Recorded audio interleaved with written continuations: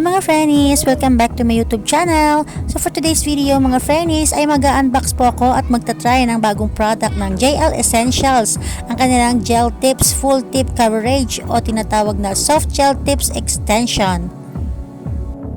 So ang in-avail ko po ay ang set B na kung saan ay mayroon na siyang full set. Ito po ang kanyang gel tips, yan, medyo manipis po siya, so hindi na po siya masama para sa kanyang price na 1,000 pesos. Ayan, so let's try this product.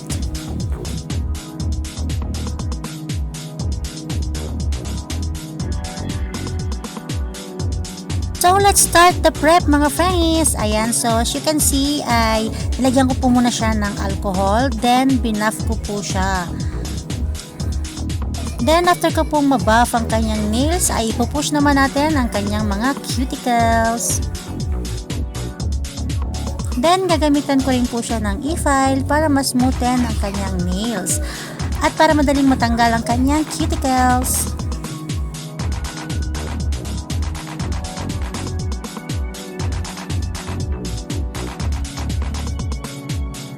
Ayan mga frennies, so let's remove her cuticles using nipper.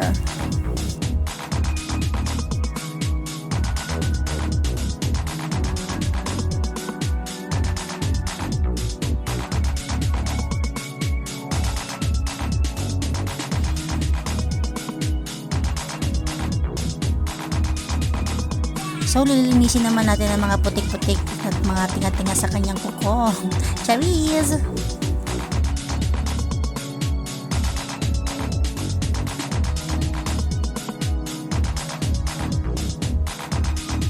At after ko siyang ma-nail file ay ginamitan ko naman siya ng dehydrator ng JL Essentials at primer ng JL Essentials.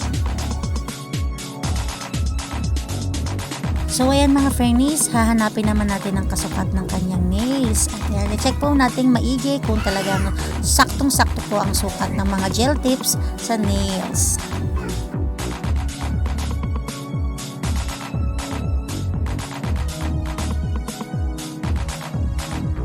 So, ipa-file din naman po natin ang loob ng gel tips para mas makapit po ito.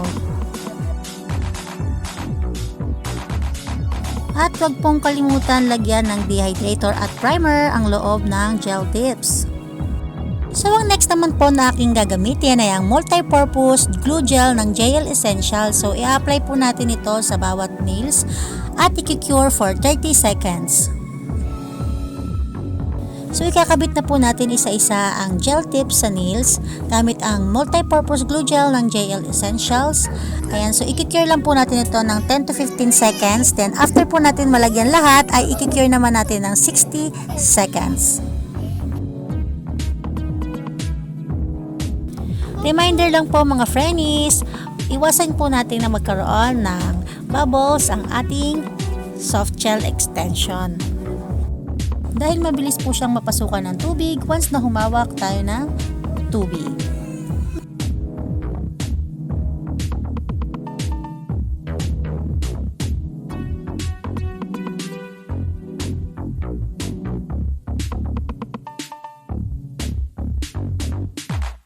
Ayan, so na-cure natin siya ng 60 seconds. As you can see, intact na po ang gel tips sa kanyang nails. So, ikakat naman natin ito ayon sa kagustuhan ng client na mabawasan ng konting haba ng kanyang soft gel tips extension.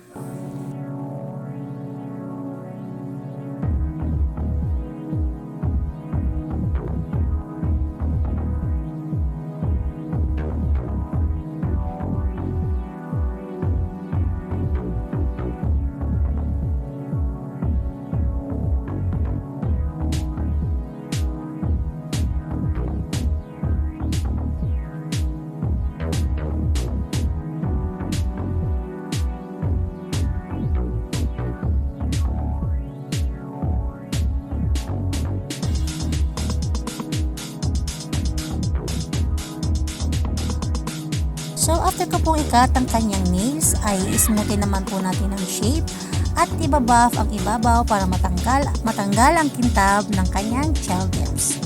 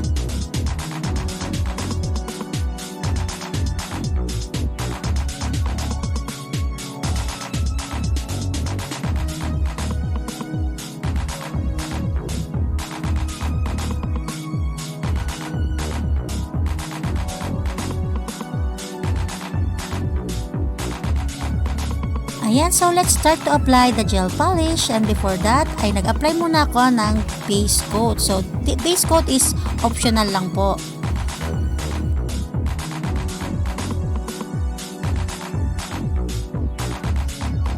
Ayan, so ang napili ko pong color ay red at dahil magmalapit ang Valentine's Day. So ayan, let's have a red color nails.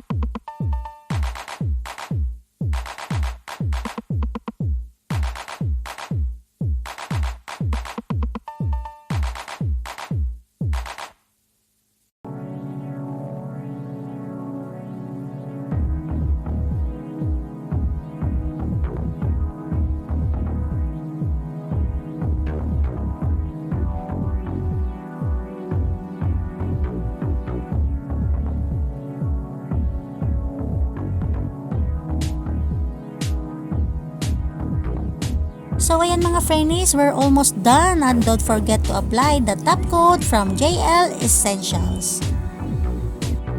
Ayan, so disclaimer lang mga frennies, the product that I use in this video ay hindi po sponsored.